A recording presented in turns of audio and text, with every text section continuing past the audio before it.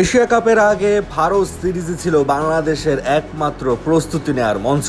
তবে ভারত সিরিজ পরের বছর স্থানান্তরিত হওয়ার কারণে এশিয়া কাপের আগে বাংলাদেশের প্রস্তুতি নেওয়ার সুযোগ কিভাবে তৈরি করা যাবে তা নিয়ে চিন্তায় পড়ে গিয়েছিল বাংলাদেশ ক্রিকেট বোর্ড। এবার সেই চিন্তা থেকে কিছুটা হলেও দূরে সরে এসেছে বিসিবি, কারণ আগস্টে নেদারল্যান্ডসের বিপক্ষে টি-20 সিরিজ খেলবে টিম বাংলাদেশ। 19 থেকে 26 আগস্ট পর্যন্ত হবে এই সিরিজ, যেখানে টিম বাংলাদেশ প্রস্তুতি নেওয়ার সুযোগ পাবে এশিয়া কাপের জন্য।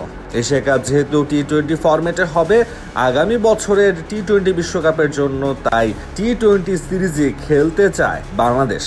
তবে তুলনামূলক দুর্বল নেদারল্যান্ডসের বিপক্ষে কতটা প্রস্তুতি হবে বাংলাদেশে সেটা নিয়ে প্রশ্ন উঠেছে। তবে সে যাই হোক, একটি আন্তর্জাতিক সিরিজের অপেক্ষা বাংলাদেশ ক্রিকেটে।